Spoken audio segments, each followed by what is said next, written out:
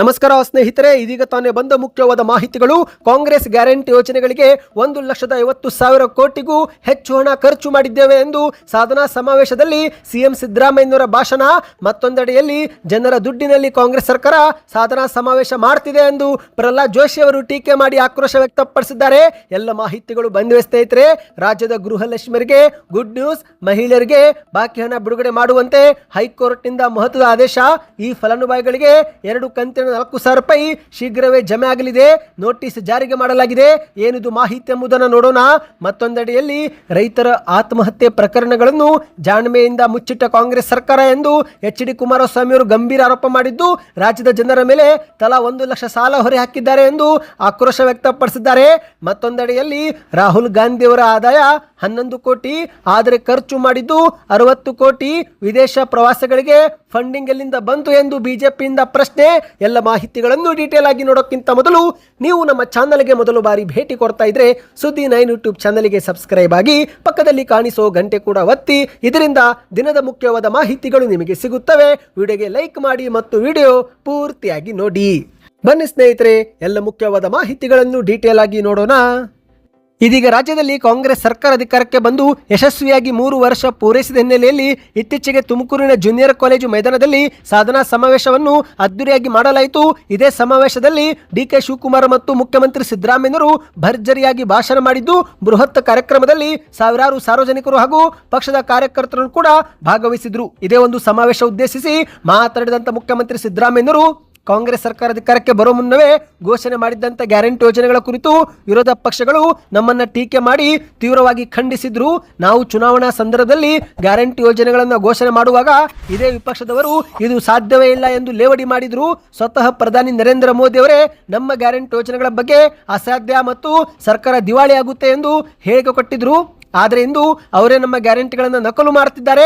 ರಾಜ್ಯದ ಖಜಾನೆಯೂ ಕೂಡ ದಿವಾಳಿ ಆಗಿಲ್ಲ ಎಂದು ಮುಖ್ಯಮಂತ್ರಿ ಸಿದ್ದರಾಮಯ್ಯನವರು ಭಾಷಣ ಮಾಡಿದ್ದಾರೆ. ಹೌದು ಸ್ನೇಹಿತರೆ, ಗ್ಯಾರಂಟಿ ಯೋಜನೆಗಳನ್ನು ಜಾರಿಗೊಳಿಸಿದರೆ ಕರ್ನಾಟಕ ರಾಜ್ಯ ಆರ್ಥಿಕವಾಗಿ ದಿವಾಳಿ ಆಗುತ್ತದೆ. ಅಭಿವೃದ್ಧಿ ಕಾರ್ಯಕ್ರಮಗಳು ಸಂಪೂರ್ಣ ಕುಂಠಿತಗೊಳ್ಳುತ್ತವೆ ಮತ್ತು ಸರ್ಕಾರದ ಖಜಾನೆ ಖಾಲಿಯಾಗುತ್ತದೆ ಎಂದೆಲ್ಲ ವಿರೋಧ ಪಕ್ಷಗಳು ಭವಿಷ್ಯ ನುಡಿದಿದ್ದವು. ಆದರೆ ಬದಲಿಗೆ ನಾವು ಎಲ್ಲ ಟೀಕೆಗಳನ್ನು ಸುಳ್ಳು ಮಾಡಿ ತೋರಿಸಿದ್ದು, ಗ್ಯಾರಂಟಿ ಯೋಜನೆಗಳು ಇಂದು ಯಶಸ್ವಿಯಾಗಿ ನಡೆಯುತ್ತಿರುವ ಜೊತೆಗೇನೆ ಚುನಾವಣಾ ಪ್ರಣಾಳಿಕೆಯಲ್ಲಿ ಕೊಟ್ಟಿರುವ ಇತರೆ ಭರವಸೆ ಕೂಡ ನಾವು ಈಡೇರಿಸಿ ತೋರಿಸುತ್ತಿದ್ದೇವೆ ಎಂದು ಮುಖ್ಯಮಂತ್ರಿಯವರು ಭಾಷಣ ಮಾಡಿದ್ದಾರೆ. ನಾವು ಜನರಿಗೆ ನೀಡಿದ 5 ಗ್ಯಾರಂಟಿ ಭರವಸೆಗಳನ್ನು ಹಂತ ಹಂತವಾಗಿ ಜಾರಿಗೆ ತಂದಿದ್ದೇವೆ. ಅಧಿಕಾರಕ್ಕೆ ಬಂದ ತಕ್ಷಣವೇ ಜೂನ್ ತಿಂಗಳಲ್ಲಿ ಮಹಿಳೆಯರಿಗಾಗಿ ಉಚಿತ ಬಸ್ ಆಗಿರುವ ಶಕ್ತಿ ಯೋಜನೆ ಜಾರಿಗೆ ಮಾಡಿದೆವು. ನಂತರ ಜುಲೈ ತಿಂಗಳಲ್ಲಿ ಗೃಹಲಕ್ಷ್ಮಿ, ಗೃಹಜ್ಯೋತಿ ಹಾಗೂ ಅನ್ನಭಾಗ್ಯ ಯೋಜನೆಗಳನ್ನು ಕೂಡ ಜಾರಿಗೆ ಮಾಡಿಕೊಟ್ಟೆವು. ಆಗಸ್ಟ್ ತಿಂಗಳಲ್ಲಿ ಮೈಸೂರಲ್ಲಿ ಬೃಹತ್ ಕಾರ್ಯಕ್ರಮದ ಮೂಲಕವೇ ಗೃಹಲಕ್ಷ್ಮಿಗೆ ನಾವು ಚಾಲನೆ ಕೊಟ್ಟಿದ್ದಲ್ಲದೆ ಯುವ ಜನರಿಗಾಗಿ ಯುವ ನಿಧಿಯು ಕೂಡ ಕಾರ್ಯಕ್ರಮ ಜಾರಿಗೆ ತಂದೆವು ಎಂದು ಸಿದ್ದರಾಮಯ್ಯನವರು ಮಾಹಿತಿ ಕೊಟ್ಟಿದ್ದಾರೆ. ಕಾಂಗ್ರೆಸ್ ಸರ್ಕಾರ ಕೇವಲ ಭರವಸೆ ನೀಡೋದಿಲ್ಲ, ಬದಲಿಗೆ ನುಡಿದಂತೆ ನಡೆಯುತ್ತದೆ ಎಂಬುದನ್ನು ಸಾಬೀತುಪಡಿಸಿದೆ. 5 ಗ್ಯಾರಂಟಿಗಳಿಗೆ ನಮ್ಮ ಸರ್ಕಾರ ಇದುವರೆಗೆ 1.5 ಲಕ್ಷ ಕೋಟಿಗೂ ಅಧಿಕ ಹಣ ನೇರವಾಗಿ ಖರ್ಚು ಮಾಡಿದೆ ಎಂದು ಮುಖ್ಯಮಂತ್ರಿಯವರು ಸಮಾವೇಶದಲ್ಲಿ ಭಾಷಣ ಮಾಡಿದ್ದಾರೆ. ಬನ್ನಿ ಸ್ನೇಹಿತರೆ, ಎರಡನೇ ಮಾಹಿತಿಗೆ ಹೋಗೋಣ. ಕಾಂಗ್ರೆಸ್ ಸರ್ಕಾರದ ಸಾಧನಾ ಸಮಾವೇಶ ಬಗ್ಗೆ ಪ್ರಹ್ಲಾದ್ ಜೋಶಿ ಅವರು ಹುಬ್ಬಳ್ಳಿಯಲ್ಲಿ ಟೀಕೆ ಮಾಡಿದ್ದಾರೆ. ಜನರ ದುಡ್ಡಿನಲ್ಲಿ ಕಾಂಗ್ರೆಸ್ ಸಾಧನಾ ಸಮಾವೇಶ ಮಾಡಲಾಗಿದೆ ಎಂದು ಕಿಡಿಕಾರಿದ್ದಾರೆ. ರಾಜ್ಯದ ಜನಸಾಮಾನ್ಯರಿಗೆ ಬೆಲೆ ಏರಿಕೆಯ ಬರೆ ಎಳೆದು ರಾಜ್ಯವನ್ನು ಅಭಿವೃದ್ಧಿ ಶೂನ್ಯಗೊಳಿಸಿರುವ ಕರ್ನಾಟಕದ ಕಾಂಗ್ರೆಸ್ ಸರ್ಕಾರಕ್ಕೆ ಸಾಧನಾ ಸಮಾವೇಶವೇ ಎಂದು ಮಾಧ್ಯಮಗಳ ಮುಂದೆ ಟೀಕೆ ಮಾಡಿದ್ದಾರೆ. ಕರ್ನಾಟಕದ ಇತಿಹಾಸದಲ್ಲೇ ಅತ್ಯಂತ ಬೇಜವಾಬ್ದಾರಿ ಮತ್ತು ದಿವಾಳಿಕೋರ ಸರ್ಕಾರವೆಂಬ ಖ್ಯಾತಿಗೆ ಪಾತ್ರರಾಗಿರುವ ಕಾಂಗ್ರೆಸ್ ಸರ್ಕಾರ ಈಗ ಜನರ ದುಡ್ಡಿನಲ್ಲಿನೇ ಸಾಧನಾ ಸಮಾವೇಶ ಮಾಡಿದೆ ಎಂದು ಆರೋಪ ಮಾಡಿದ್ದಾರೆ. ಗ್ಯಾರಂಟಿಗಳ ಭರವಸೆ ನೀಡಿ ಅಧಿಕಾರಕ್ಕೆ ಬರುತ್ತಿದ್ದಂತೆ ಒಂದೊಂದೇ ಅಗತ್ಯ ವಸ್ತುಗಳ ಬೆಲೆ ಏರಿಕೆ ಮಾಡಿ ಜನರ ಜೇಬಿಗೆ ಕತ್ತರಿ ಹಾಕುತ್ತಲೇ 3 ವರ್ಷ ಸವಿಸಿದ್ದು ಜನರನ್ನ ದುಸ್ಥಿತಿಗೆ ತಳ್ಳಿರುವುದೇ ಈ ಸರ್ಕಾರದ ಸಾಧನೆನಾ ಎಂದು ಪ್ರಶ್ನೆ ಮಾಡಿದ್ದಾರೆ. ರಾಜ್ಯದ ಜನತೆ, ರೈತರು ಮತ್ತು ಸಾರಿಗೆ ನೌಕರರು ಸಂಕಷ್ಟದಲ್ಲಿದ್ದರೆ ಈ ಸರ್ಕಾರ 3ನೇ ವರ್ಷದ ಸಾಧನಾ ಸಮಾವೇಶ ಮಾಡಿದೆ. ಇದು ಯಾರ ಖುಷಿ ಮತ್ತು ಯಾರನ್ನು ಓಲೈಸಲು ಮಾಡಲಾಗಿದೆ? ಕೋಟ್ಯಾಂತರ ರೂಪಾಯಿ ಸಾರ್ವಜನಿಕ ಹಣವನ್ನು ಇಲ್ಲಿ ಪೋಲು ಮಾಡಲಾಗುತ್ತಿದೆ ಎಂದು ಮಾಧ್ಯಮಗಳ ಮುಂದೆ ದೂರಿದ್ದಾರೆ. ಈಗಾಗಲೇ ಗ್ಯಾರಂಟಿಗಳ ಹೆಸರಲ್ಲಿ ಕರ್ನಾಟಕದ ಆರ್ಥಿಕ ಸ್ಥಿತಿಗತಿ ಹದಗೆಟ್ಟು ಹೋಗಿದ್ದು, ಜಾತಿ ಗಣತಿ ಕಾರ್ಯದಲ್ಲಿ ತೊಡಗಿದ್ದ ನೌಕರರಿಗೂ ಕೂಡ ಪೂರ್ತಿ ಹಣವೇ ಇವರು ಪಾವತಿ ಮಾಡಿಲ್ಲ. ನ್ಯಾಯಯುತ ಸಂಬಳ ಮತ್ತು ಸೌಲಭ್ಯಗಳಿಲ್ಲದೆ ಸಾರಿಗೆ ನೌಕರರು ಸರ್ಕಾರದ ವಿರುದ್ಧ ಹೋರಾಟಕ್ಕಿಳಿದಿದ್ದಾರೆ. ಹೊಸ ಬಸ್ಸುಗಳು ಬರುತ್ತಿಲ್ಲ, ಹೊಸ ರಸ್ತೆಗಳಾಗುತ್ತಿಲ್ಲ, ಆಸ್ಪತ್ರೆ ಶಾಲೆಗಳಿಗಂತೂ ಅನುದಾನವೇ ಇಲ್ಲ ಎಂದು ಪ್ರಹ್ಲಾದ್ ಜೋಶಿ ಅವರು ಕಿಡಿಕಾರಿದ್ದಾರೆ. ಒಂದು ಕೈಯಲ್ಲಿ ಕೊಟ್ಟು ಮತ್ತೊಂದು ಕೈಯಿಂದ ಕಿತ್ತುಕೊಳ್ಳುವ ಈ ಸರ್ಕಾರದ ನೀತಿಯಿಂದಾಗಿ ಅಗತ್ಯ ವಸ್ತುಗಳು ಗಗನಕ್ಕೇರುತ್ತಿದೆ. ಜನಸಾಮಾನ್ಯರು ಹೈರಾಣಾಗಿ ಹೋಗಿದ್ದಾರೆ. ಗೃಹಲಕ್ಷ್ಮಿ ದಿಢೀರನೆ ಮಾಯವಾಗಿದೆ. ಮಹಿಳೆಯರ ಅಕೌಂಟ್ಗೆ ಬರಬೇಕಾಗಿದ್ದಂತ ಗೃಹಲಕ್ಷ್ಮಿ ಜಮಾನೆ ಆಗುತ್ತಿಲ್ಲ ಎಂದು ಮಾಧ್ಯಮಗಳ ಮುಂದೆ ವಾಗ್ದಾಳಿ ಮಾಡಿದ್ದಾರೆ. ಬನ್ನಿ ಸ್ನೇಹಿತರೆ, ಮತ್ತೊಂದು ಮಾಹಿತಿಗೆ ಹೋಗೋಣ. ರಾಜ್ಯದ ಎಲ್ಲಾ ಗೃಹಲಕ್ಷ್ಮಿಯರಿಗೆ ಹೈಕೋರ್ಟ್ನಿಂದ ಗುಡ್ ನ್ಯೂಸ್ ಬಂದಿದೆ. ಹೌದು ಸ್ನೇಹಿತರೆ, ಇತ್ತೀಚೆಗಷ್ಟೇ ಕಾಂಗ್ರೆಸ್ ಸರ್ಕಾರ 30ನೇ ಕಂತು ಬಿಡುಗಡೆ ಮಾಡಿದೆ. ಆದರೆ ಹಳೆ 2 ಕಂತುಗಳು ಇನ್ನೂ ಕೂಡ ಬಾಕಿ ಉಳಿದಿದ್ದು, ಆ ಒಂದು ಹಣವನ್ನು ಕೂಡ ಈಗ ಬಾಕಿ ಮಾಡಬೇಕು ಎಂದು ರಾಜ್ಯ ಸರ್ಕಾರಕ್ಕೆ ಹೈಕೋರ್ಟ್ ನೋಟಿಸ್ ಕೊಟ್ಟಿದೆ. ಹೌದು ಗೆಳೆಯರೆ, ರಾಜ್ಯ ಸರ್ಕಾರದ ಮಹತ್ವಾಕಾಂಕ್ಷಿ ಯೋಜನೆಯಲ್ಲಿ ಒಂದಾಗಿರುವ ಗೃಹಲಕ್ಷ್ಮಿ ಯೋಜನೆಯ ಹಳೆ 2 ಬಾಕಿ ಕಂತುಗಳನ್ನು ಬಿಡುಗಡೆಗೆ ನಿರ್ದೇಶನ ನೀಡುವಂತೆ ಕೋರಿ ಕರ್ನಾಟಕ ಹೈಕೋರ್ಟ್ನಲ್ಲಿ ಸಾರ್ವಜನಿಕ ಹಿತಾಸಕ್ತಿ ಅರ್ಜಿ ಸಲ್ಲಿಕೆ ಆಗಿತ್ತು. ಅದರಂತೆ ಈಗ ನ್ಯಾಯಾಲಯ ರಾಜ್ಯ ಸರ್ಕಾರಕ್ಕೆ ಗುರುವಾರ ನೋಟಿಸ್ ಜಾರಿಗೆ ಮಾಡಿದೆ. ಹೌದು ಸ್ನೇಹಿತರೆ, ಈಗ ಗೃಹಲಕ್ಷ್ಮಿ ಬಾಕಿ ಹಣ ಬಿಡುಗಡೆಗೆ ನಿರ್ದೇಶನ ಕೋರಿ PIL ಸಲ್ಲಿಕೆ ಮಾಡಲಾಗಿದೆ. 2 ತಿಂಗಳ ಬಾಕಿ ಹಣವನ್ನು ಶೀಘ್ರವೇ ಪಾವತಿ ಮಾಡಬೇಕು ಎಂದು ರಾಜ್ಯ ಸರ್ಕಾರಕ್ಕೆ ಹೈಕೋರ್ಟ್ ಆದೇಶ ಕೊಟ್ಟಿದೆ. ಅಂದಹಾಗೆ ಸ್ನೇಹಿತರೆ, ಹೈಕೋರ್ಟ್ಗೆ ಈ ಒಂದು ಅರ್ಜಿ ಹಾಕಿದ್ದವರು ಯಾರು ಎಂದು ನೋಡುವುದಾದರೆ, ಗೃಹಲಕ್ಷ್ಮಿ ಯೋಜನೆ ಹಣವನ್ನು ಬಿಡುಗಡೆ ಮಾಡಬೇಕು ಎಂದು ಬೆಂಗಳೂರಿನ ಕಮಲಾನಗರದ ನಿವಾಸಿ ಆರ್ ಗಂಗಾ ಹಾಗೂ ನಂದಿನಿ ಲೇಔಟ್ನ GD ಪವಿತ್ರ ಎನ್ನುವರು ಹೈಕೋರ್ಟ್ ಮೊರೆ ಹೋಗಿದ್ರು. ಸಾರ್ವಜನಿಕ ಹಿತಾಸಕ್ತಿ ಅರ್ಜಿ ಸಲ್ಲಿಕೆ ಮಾಡಿದ್ರು. ಆ ಒಂದು ಅರ್ಜಿಯಲ್ಲಿ 2 ತಿಂಗಳ ಬಾಕಿ ಹಣ ಇನ್ನೂ ಕೂಡ ಜಮಾ ಆಗಿಲ್ಲ. ಫೆಬ್ರವರಿ ಮತ್ತು ಮಾರ್ಚ್ ತಿಂಗಳ 2025 ಹಣವನ್ನು ಜಮೆ ಮಾಡಬೇಕು ಎಂದು ಹೈಕೋರ್ಟ್ಗೆ ಮನವಿ ಮಾಡಿದ್ರು.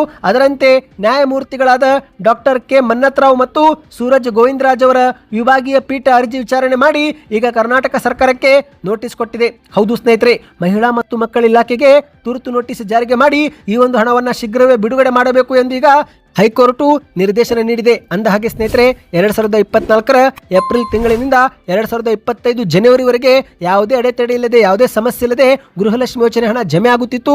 ಆದರೆ ಏಕಾಏಕಿ ಫೆಬ್ರವರಿಯಲ್ಲಿ ದಿಢೀರನೆ ಹಳಿ ತಪ್ಪಿದೆ. ಹೌದು, ಫೆಬ್ರವರಿ ಮತ್ತು ಮಾರ್ಚ್ ತಿಂಗಳ ಕಂತು ಸಾಕಷ್ಟು ಫಲಾನುಭವಿಗಳಿಗೆ ಜಮಾ ಆಗಿಲ್ಲ. ಈಗ ಆ ಒಂದು ಹಣವನ್ನು ಜಮೆ ಮಾಡುವಂತೆ ಹೈಕೋರ್ಟ್ ರಾಜ್ಯ ಸರ್ಕಾರಕ್ಕೆ ನೋಟಿಸ್ ಕೊಟ್ಟಿದೆ. ಬನ್ನಿ ಮತ್ತೊಂದು ಮಾಹಿತಿಗೂ ಹೋಗೋಣ. ಇದೀಗ ರಾಜ್ಯದಲ್ಲಿನ ರೈತರ ಆತ್ಮಹತ್ಯೆ ಪ್ರಕರಣವನ್ನು ಜಾಣ್ಮೆಯಿಂದ ಸರ್ಕಾರ ಮುಚ್ಚಿಡ್ತಾ ಇದೆ ಎಂದು HD ಕುಮಾರಸ್ವಾಮಿ ಅವರು ಗಂಭೀರವಾಗಿ ಆರೋಪ ಮಾಡಿದ್ದಾರೆ. ಕರ್ನಾಟಕದಲ್ಲಿ ನಡೆಯುತ್ತಿರುವ ರೈತರ ಆತ್ಮಹತ್ಯೆ ಪ್ರಕರಣಗಳನ್ನು ರಾಜ್ಯ ಕಾಂಗ್ರೆಸ್ ಸರ್ಕಾರ ಮುಚ್ಚಿಡ್ತಿದೆ ಎಂದು ಕುಮಾರಸ್ವಾಮಿ ಅವರು ಹೇಳಿಕೆ ಕೊಟ್ಟಿದ್ದಾರೆ. ಹೌದು ಸ್ನೇಹಿತರೆ, ಪಕ್ಷದ ರಾಜ್ಯ ಕಚೇರಿ JP ಭವನದಲ್ಲಿ ಮಾಧ್ಯಮಗಳ ಮುಂದೆ ಮಾತನಾಡಿದಂತ ಕುಮಾರಸ್ವಾಮಿ ಅವರು, ಇತ್ತೀಚೆಗೆ ನಾನು ಪತ್ರಿಕೆಯೊಂದರಲ್ಲಿ ಅನ್ನದಾತರ ಆತ್ಮಹತ್ಯೆ ಹೆಚ್ಚಳ ಎನ್ನುವ ಮಾಹಿತಿ ಓದಿದೆ. ಅದನ್ನು ಓದಿ ನನಗೆ ತೀವ್ರ ಆಘಾತ ಉಂಟಾಯಿತು. ಈ ಒಂದು ಪತ್ರಿಕೆಯ ಮುಖಪುಟದಲ್ಲಿ ಪ್ರಕಟವಾಗಿದ್ದಂತ ರೈತರ ಆತ್ಮಹತ್ಯೆ ವರದಿ ನೋಡಿ ಸರ್ಕಾರ ಈಗಲಾದರೂ ಕಣ್ಣು ತೆರೆಯುತ್ತದೆ ಎಂದು ನಾನು ಭಾವಿಸಿದ್ದೆ. ಆದರೆ ಸರ್ಕಾರ ಬದಲಿಗೆ ಸಾಧನಾ ಸಮಾವೇಶ ಮಾಡುವುದರಲ್ಲಿ ಸಂಭ್ರಮಿಸುತ್ತಿರುವುದು ನೋಡಿ ನನಗೆ ಇನ್ನಷ್ಟು ಅಸಮಾಧಾನವಾಯಿತು. ಈ ಸರ್ಕಾರಕ್ಕೆ ರೈತರ ಹಿತಾಸಕ್ತಿನೇ ಬೇಕಾಗಿಲ್ಲ ಎಂದು ಕುಮಾರಸ್ವಾಮಿ ಅವರು ಕಿಡಿಕಾರಿದ್ದಾರೆ. ರಾಷ್ಟ್ರೀಯ ಅಪರಾಧ ದಾಖಲೆಗಳ ಬ್ಯೂರೋ ವರದಿ ಪ್ರಕಾರ ಕರ್ನಾಟಕದಲ್ಲಿ 2023ರಲ್ಲಿ 2423 ಹಾಗೂ 2024ರಲ್ಲಿ 2981 ರೈತರು ಆತ್ಮಹತ್ಯೆ ಮಾಡಿಕೊಂಡಿದ್ದಾರೆ. ಅಂದರೆ 2 ವರ್ಷಗಳಲ್ಲಿ ಒಟ್ಟು 5394 ರೈತರು ಪ್ರಾಣ ಕಳೆದುಕೊಂಡಿದ್ದಾರೆ. ಕರ್ನಾಟಕ ರೈತರ ಆತ್ಮಹತ್ಯೆ ಪ್ರಕರಣದಲ್ಲಿ 2ನೇ ಸ್ಥಾನದಲ್ಲಿದೆ. ಇದು ರಾಜ್ಯ ಸರ್ಕಾರಕ್ಕೆ ಅಂಕಿಅಂಶ ಗೊತ್ತಾಗುತ್ತಿಲ್ಲವೇ ಅಥವಾ ಗೊತ್ತಿದ್ರೂ ಮುಚ್ಚಿಡುತ್ತಿದೆ ಎಂಬ ಅನುಮಾನ ನನಗೆ ಕಾಡ್ತಿದೆ ಎಂದು ಕುಮಾರಸ್ವಾಮಿ ಅವರು ಹೇಳಿದ್ದಾರೆ. ಕೇವಲ 10 ನಿಮಿಷ ಕಾಲ ಮಳೆ ಬಂದರೆ ಸಾಕು, ಎಲ್ಲಿ ನೋಡಿದ್ರೂ ನೀರು ನಿಲ್ತಾ ಇದೆ. ಈ ಸಮಾವೇಶಕ್ಕೆ ಸರ್ಕಾರ ಕೋಟ್ಯಾಂತರ ರೂಪಾಯಿ ದುಂದು ವೆಚ್ಚ ಮಾಡಿದೆ. ಇನ್ನು ಈ ಒಂದು ಸಾಧನಾ ಸಮಾವೇಶಕ್ಕೆ ಜನರನ್ನು ಸರ್ಕಾರವೇ ಕರೆತರಬೇಕಾಗಿದೆ. ಅದಕ್ಕಾಗಿ ಅಧಿಕಾರಿಗಳಿಗೆ ಇಂತಿಷ್ಟು ಜನರನ್ನ ಕರೆತರಬೇಕು ಎಂದು ಟಾರ್ಗೆಟ್ ಕೂಡ ಫಿಕ್ಸ್ ಮಾಡಲಾಗಿದೆ. ಕಾಂಗ್ರೆಸ್ನವರ ಕಾರ್ಯಕ್ರಮಗಳಿಗೆ ಜನ ಬರಬೇಕಲ್ಲ, ಅದಕ್ಕಾಗಿ ಅಧಿಕಾರಿಗಳನ್ನು ಕೂಡ ಇಲ್ಲಿ ದುರ್ಬಳಕೆ ಮಾಡಿಕೊಳ್ಳಲಾಗುತ್ತಿದೆ ಎಂದು ಕುಮಾರಸ್ವಾಮಿ ಅವರು ಕಿಡಿಕಾರಿದ್ದಾರೆ. ಒಟ್ಟಿನಲ್ಲಿ ಸರ್ಕಾರ ರೈತರ ಜೀವನದ ಮೇಲೆ ಸಮಾಧಿ ಕಟ್ಟಿ ಅದರ ಮೇಲೆ ತಮ್ಮ ವೈಭವ ಪ್ರದರ್ಶನ ಮಾಡ್ತಿದೆ. ಇವರನ್ನು ಜನ ಕ್ಷಮಿಸೋದಿಲ್ಲ ಎಂದು ಕುಮಾರಸ್ವಾಮಿ ಅವರು ಹೇಳಿದ್ದಾರೆ. ಬನ್ನಿ ಸ್ನೇಹಿತರೆ, ಕೊನೆಯ ಮಾಹಿತಿಗೆ ಹೋಗೋಣ. ಕಾಂಗ್ರೆಸ್ ನಾಯಕ ರಾಹುಲ್ ಗಾಂಧಿ ಅವರ ಆದಾಯ 11 ಕೋಟಿ, ಆದರೆ ವಿದೇಶಿ ಪ್ರವಾಸಗಳಿಗೆ ಖರ್ಚು ಮಾಡಿರುವುದು 60 ಕೋಟಿ. ಇಷ್ಟೆಲ್ಲ ಫಂಡಿಂಗ್ ಯಾರದ್ದು ಎಂದು ಬಿಜೆಪಿ ಇದೀಗ ಪ್ರಶ್ನೆ ಮಾಡಿದೆ. ಹೌದು ಗೆಳೆಯರೆ, ಕಾಂಗ್ರೆಸ್ ನಾಯಕ ರಾಹುಲ್ ಗಾಂಧಿ ಅವರ ವಿದೇಶಿ ಪ್ರವಾಸಗಳ ವೆಚ್ಚ ಮತ್ತು ಅವರ ಘೋಷಿತ ಆದಾಯ ನಡುವೆ ಭಾರಿ ವ್ಯತ್ಯಾಸ ಕಂಡು ಬಂದಿದ್ದು, ಈ ಬಗ್ಗೆ ಬಿಜೆಪಿಯ ಸಂಸದ ಸಂಬಿತ್ ಪಾತ್ರ ಎನ್ನುವರು ಗಂಭೀರವಾದ ಆರೋಪ ಮಾಡಿದ್ದಾರೆ. ಯಾಕಂದ್ರೆ ಸ್ನೇಹಿತರೆ 2004ರಿಂದ 2026 ಅವಧಿಯಲ್ಲಿ ರಾಹುಲ್ ಗಾಂಧಿ ತೆಗೆದುಕೊಂಡಿರುವ 54 ವೈಯಕ್ತಿಕ ವಿದೇಶಿ ಪ್ರವಾಸಗಳಿಗೆ ಸುಮಾರು 60 ಕೋಟಿ ವೆಚ್ಚವಾಗಿದೆ ಎಂದು ಹೇಳಲಾಗ್ತಾ ಇದೆ. ಆದರೆ ಅವರ ಒಂದು ಘೋಷಿತ ಆದಾಯ ನೋಡಿದರೆ ಕೇವಲ 11 ಕೋಟಿ ಇದ್ದು, ಹಾಗಾಗಿ ಇಷ್ಟೊಂದು ವ್ಯತ್ಯಾಸ ಹೇಗೆ ಎಂದು ಅಂಕಿಅಂಶವನ್ನ ಬಿಜೆಪಿ ಇದೀಗ ಬಿಡುಗಡೆ ಮಾಡಿದೆ. ಹೌದು, ಪತ್ರಿಕಾಗೋಷ್ಠಿಯಲ್ಲಿ ಮಾತನಾಡಿದಂತ ಬಿಜೆಪಿ ಸಂಸದ ಸಂಬಿತ್ ಪಾತ್ರ ಅವರು 2013-14ರಿಂದ 2022-23 ವರೆಗಿನ ಫಾರಂ 26 ಅಫಿಡೇವಿಟ್ ಪ್ರಕಾರ ರಾಹುಲ್ ಅವರ 10 ವರ್ಷಗಳ ಒಟ್ಟು ಆದಾಯ 11 ಕೋಟಿ ಆಗಿದೆ. ಆದರೆ ಅವರ ವಿದೇಶಿ ಪ್ರವಾಸ ಮಾದರಿ ಗಮನಿಸಿದರೆ ಭದ್ರತೆ, ಪಂಚತಾರಾ ಹೋಟೆಲ್ ಮತ್ತು ವಿಮಾನ ಪ್ರಯಾಣ ಸೇರಿ ಅಂದಾಜು 60 ಕೋಟಿ ಖರ್ಚಾಗಿದೆ. ಈ ಒಂದು ಹಣ ಎಲ್ಲಿಂದ ಬಂತು ಎಂದು ಪ್ರಶ್ನೆ ಮಾಡಿದ್ದಾರೆ. ರಾಹುಲ್ ಗಾಂಧಿ ಅವರು 22 ವರ್ಷದ ಅವಧಿಯಲ್ಲಿ Italy, London, New York, Berlin, Vietnam ಸೇರಿ ದುಬೈ ಸೇರಿ ಹಲವು ದೇಶಗಳಿಗೆ ಒಟ್ಟು 54 ಬಾರಿ ಭೇಟಿ ನೀಡಿದ್ದು, ಇದು ಅಂದಾಜು 60 ಕೋಟಿ ಖರ್ಚಾಗಿದೆ. ಇಷ್ಟೊಂದು ವ್ಯತ್ಯಾಸ ಹೇಗೆ ಎಂದು ಪ್ರಶ್ನೆ ಮಾಡಿದ್ದಾರೆ. ಇದು ರಾಜಕೀಯ ದ್ವೇಷದ ಪ್ರಶ್ನೆ ಅಲ್ಲ, ಬದಲಿಗೆ ಇದು ದಾಖಲೆಗಳ ಪ್ರಶ್ನೆಯಾಗಿದೆ.